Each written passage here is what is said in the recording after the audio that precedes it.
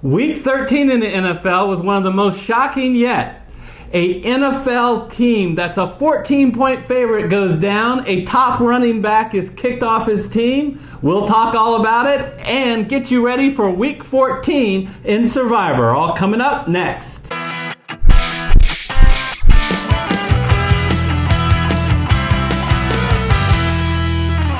Hello everyone, I'm Eric Lee. And I'm Gary Kurtzman, and we are the Fantasy Football Consultants. Wow. And Eric, it's weeks like this actually that make the job the most fun and the most exciting, with all due respect to the fact that people's lives are obviously very impacted, not the least of which is Kareem Hunt, who now, as we speak, Eric, is not only not on the Kansas City Chiefs, he's out of football. He's cleared waivers, and he's unemployed, and for a very good reason. This is Week 14, so this is finally the playoffs, but a lot of owners are no longer in the hunt. Oh. All right, so I got the Nobel Prize a couple weeks ago. I think that fits right in there. All right, so good luck to everybody in their fantasy leagues this week. And boy, Gary, it is getting down to the wire in survivor pools. Yeah, it is. Big money on the line. So let's get right to Week 14 and talk about the biggest game. So look, the 5 top games on the board, we're not even going to spend time talking about them for a couple reasons. Yeah. One, you most likely have already picked this team. And two, if you haven't, obviously you should pick them this week because they're almost sure things to win. Now, I'm going to quickly talk about my top 5. I really like the Chargers in Pittsburgh, not only because they're the best chance, I think, to win this week. Pittsburgh is going against a Bengal team without their quarterback, our top wide receiver. But this is by far the best game left in their schedules. I have the two new teams, New Orleans and New England, farther down. New Orleans because it's post-traumatic syndrome, because I picked New Orleans against Tampa Bay in the first week of the season. So here I am picking them again, but at least dropped them down to my 4th pick. Good. And New England, I'm fine with them at 5 because almost every game after this is better than this one. Yeah, absolutely. And for me, I basically got the same teams. I mean, Eric, the games that are chalk are obvious, and I think they're obvious to the viewers and us. A slightly different order. Not sure how much that matters because, honest to God, I do have Pittsburgh first. I think you have to bear in mind that honestly, whatever this 2-game slide is all about for Pittsburgh, it is. But they had that game in hand against the Chargers. I mean, they were leading by more than 2 touchdowns in the second half. And, we can talk all day long about the refs or about the letdown or whatnot. Pittsburgh is a very, very good team. Speaking of the Chargers, they're also a very, very good team. And anytime you get somebody favored by 14 points and they're not the Green Bay Packers and the New Orleans Saints, they're probably going to win. And the rest all, I think, go to chalk. Look, likely, like we said, that you have picked all these teams. So we want to go to the next level. What are the remaining games that we think that, this is where you should go in your survivor pool? Yeah, assuming that you've already picked the teams that are favored to win the top 5 that we just discussed, which most of you have. So I think this portion of the conversation is going to be, frankly, a lot more interesting and enlightening. So Eric, you want to kick it off? Probably my second pick, because my first pick is the one you're going to talk about, but my second pick, who I like a lot, is the Houston Texans. The Houston Texans, look, Gary, they have won 9 in a row. They play at home against Indianapolis. They're the hottest team in the NFL. And oh, by the way, they've already played in Indianapolis, which Houston won. I'm pretty confident that Houston's going to win this week because they're back in Houston, where the Texans have played really well in their last 4 games at home. Not only have they won all 4, they have won by an average of 17 points. Now let's talk about the Colts. Look, the Colts are a good team, right? They're 6-6, but they are much worse on the road. They really struggle on the road, Gary. Their last 5 road games, they are 1-4, and the one win is against Oakland, so that doesn't really matter. And let me talk to you about last week when they were on the road and they played at Jacksonville. The whole week in Jacksonville, the Colts only managed 1 touchdown. And that's when the plane landed, Gary. Oh. They did not only not score a touchdown in the game, they didn't score a point. They got shut out by Jacksonville, a defense that has been very up and down this year. How do you explain that? I think you can explain it by simple bad luck. All right, you get one too. Just got run over by a Mack truck in that game. What can I tell you? All right, I'm not continuing this. One per customer. So, so I'm very confident if you still have Houston in your league. I say if you didn't have the top 5, you should be picking them unless you pick Gary. Unless you pick the Denver Broncos. Right, Yes. so the Denver Broncos are favored by 6 against the 49ers. Now, I mean, It's an excellent pick. You have to understand something. First of all, they are two completely different teams going in completely different trajectories. Denver 6-6. They are very much in the playoff hunt for that second wild card spot. The Niners are very much in the hunt for that first pick in the draft, right? And let's all bow our heads and pay homage to the Arizona Cardinals, who have now bequeathed the moniker of worst statistical team in football to the 49ers after the Cardinals improbably beat the now Mike McCarthy-less Green Bay Packers. That was a shocker. But look, the Niners, they're not only, like I said, statistically, the worst team in football, bottom 5 in offense, bottom 5 in defense. I mean, it's just remarkable what they're doing over there, trying to not play for the first pick in the draft while looking like they're playing for the first pick in the draft.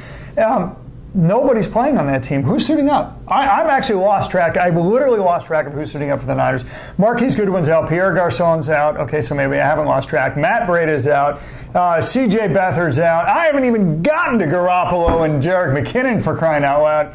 Eric, I can't see how the 49ers are going to win this game. And, Lord knows the game flow is going to be this. Denver gets up. And then, by the way, guess who has the 4th most rushing yards in the NFL? If you guess Patrick Lindsay, give yourself a prize. That's going to be the second half, ladies and gentlemen. Once the Denver has the lead, they're going to run all over the 49ers. That's your game flow. That's your game. Denver wins. It's probably a rout. Yeah, and I really like Denver because, a lot of people probably have not picked Denver in their survivor pool. Look, they're 6-6, but they're a pretty darn good team. They've won 3 in a row. Look, they have lost 3 games by less than 4 points to very good teams, the Texans, the Rams, and the Chiefs. And now look, here's what you need to know about the Niners. They are just an awful team. Not only are they 2-10, who have they beaten? The Raiders, which again, that game doesn't count. See my earlier comment. And the other game was with Garoppolo at the very beginning of the season against, we now know, a pretty bad Detroit Lions team. So go with Denver if you still have them in your pool. So the other game that I really like is the Buffalo Bills against the New York Jets. I am very confident. Wow, that is bold. I am bold. I am very confident that you probably still have the Buffalo Bills. So if you've already picked all those other teams, you certainly don't need to worry about future value with Buffalo. But it's an anti-New York Jets theme again. But first let's talk about Buffalo, Gary. They almost beat the Tennessee Titans last week. Yes. Does that worry you at all? Almost. Doesn't count in football. Not hard horseshoes and hand grenades here. Okay. Buffalo is only won 4 games. They're 4-8. But they're 0-5 when they have incompetent quarterback play, i.e. Nate Peterman and Derek Anderson. So they've been 4-3 in their other games when Josh Allen or Matt Barkley has played predominantly the game. Josh Allen is healthy, playing really well, running around and making time for his receivers, and they still have that strong defense. And if you're wondering, Eric, how is it going to work? Can they actually beat the New York Jets?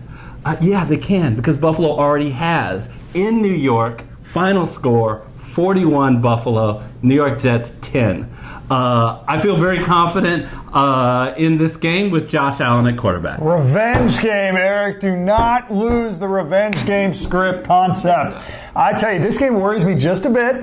I certainly agree with the points you made, absolutely. Josh Allen being quarterback is huge when your alternatives are what Buffalo had. But bear in mind one thing. To me, These guys. No, it certainly wasn't complimentary. Absolutely wasn't complimentary. The guy who's only played 4 games in the NFL. So, look, here's the deal. To me, they're about the same team, right? I mean, both teams rely on their defense, and both defenses are downright good. Both teams have very suspect offenses with quarterbacks who, haven't played, 10 games in the NFL. Well, I guess they eclipsed the 10. They haven't played 15 games in the NFL between them. And both teams are going to rely strongly on the running game in the hopes to run over the other team. That doesn't matter if you're talking about Corral or you're talking about Slim Shady. And at the end of the day, it's whose ever rush defense is going to come up big. And I don't know. I really don't know. To me, they're exactly the same team. Great defenses, good running backs, suspect quarterbacks.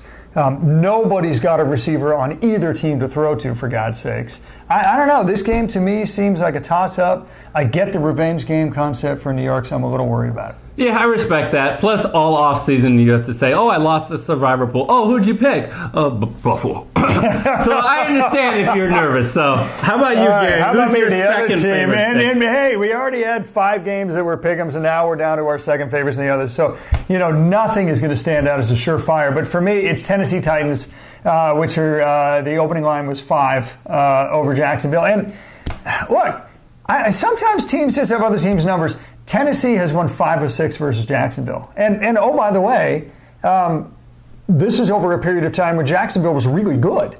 I mean, Jacksonville's been really good the past couple of years, and they were really good at the beginning of this year, too, when Tennessee beat them.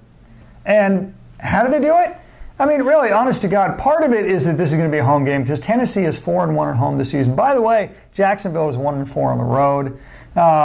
And, back in week 3, the Titans won 9-6 with their defense.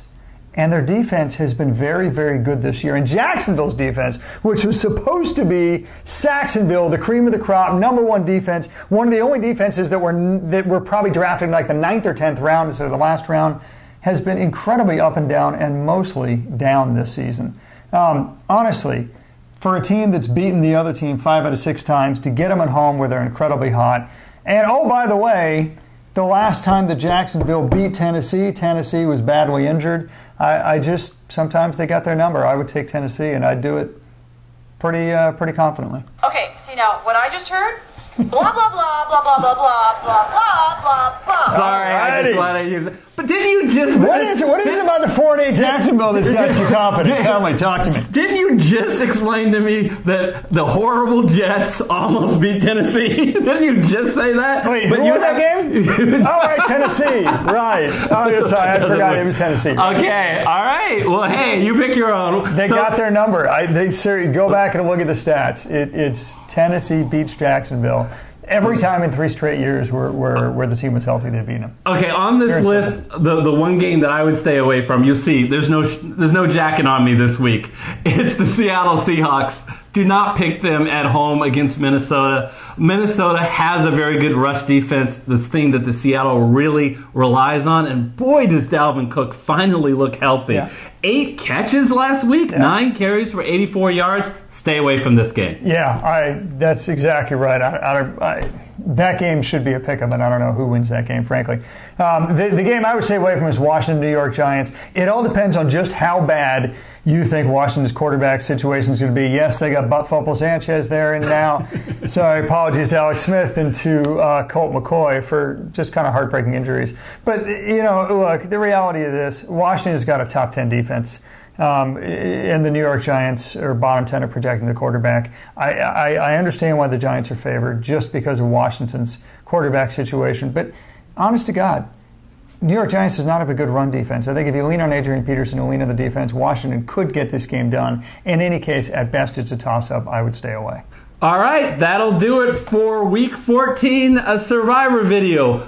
Genuine good luck and good wishes in your Survivor pool. I hope you take this advice, and if you're still in your pool, go with what your gut says. You've had a good gut so far.